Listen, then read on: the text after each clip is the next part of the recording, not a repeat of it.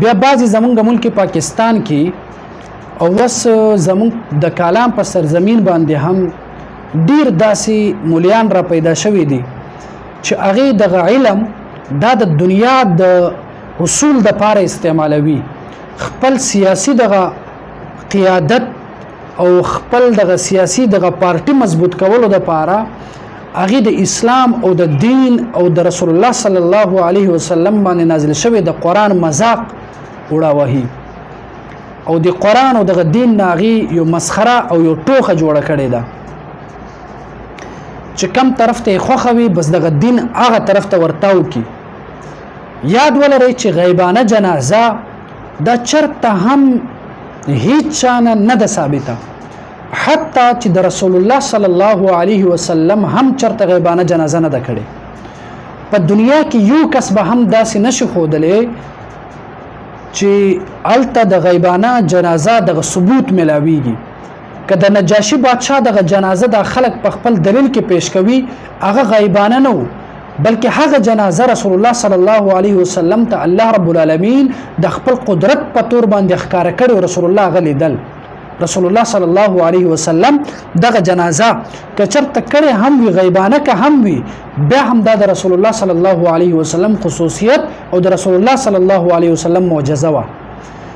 دین علاوه دغه مولیانو نه دا تپوس وکړئ چې آیا تاسو چې دا غیبانه نماز جنازه ادا کوئ آیا دا څه فرض دی؟ دا غیبانه نماز جنازه چې کوم ده دا خو فرض عین هم نه ده، او بیا په دې باندې داسې سختي سره عمل کول او دا خلق راغونډول او د خلکو ته دعوت ورکول د غیبانه جنازې دپاره خپل دغه سیاسي دغه جماعت مضبوط کولو دپاره دا خو تاسو د دین مذاق جوړ کړی ده. آیا رسول الله صلی الله علیه وسلم نور سنت ختم شو؟ آیا د الله رب العالمین په کتاب کې بیان کړی شوی نور فرایض دا ختم شو؟ آیا نور واجبات مسنون اعمال دا ختم شو چې دقه خپل د سیاست د پاره تاسو دغه غیبانه نماز جنازه ادا کوئ؟ که یو چا سره همدردي کوئ دعا ورته وکئ، ایصال ثواب کې قرآن ورته ووایئ، د غیبانه جنازه تاسو ولې کوئ؟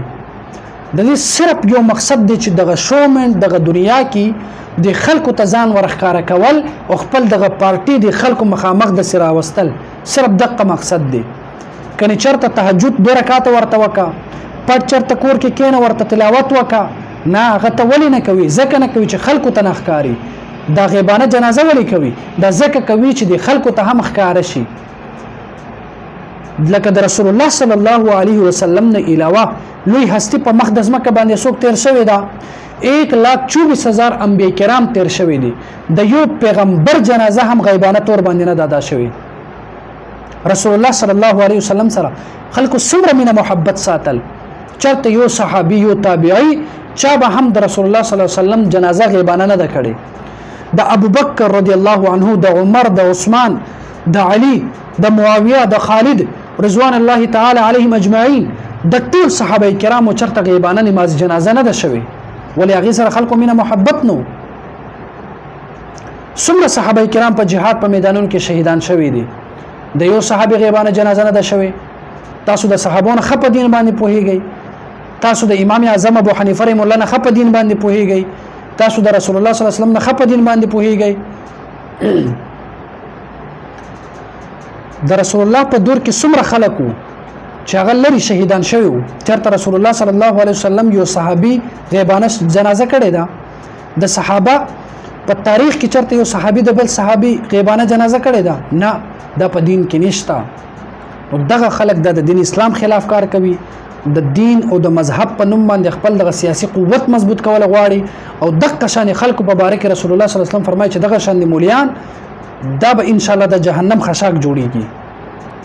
نو ټول مسلمانانو ته هم پیغام دی چې هر هغه مولا او هر هغه عالم او هر هغه طالب نه ځان وساتي چې هغه دغه دین دغه نوم د دنیا د حصول لپاره استعمالوي، چې خپل د سیاست مضبوطولو لپاره هغه د دین اسلام نوم استعمالوي.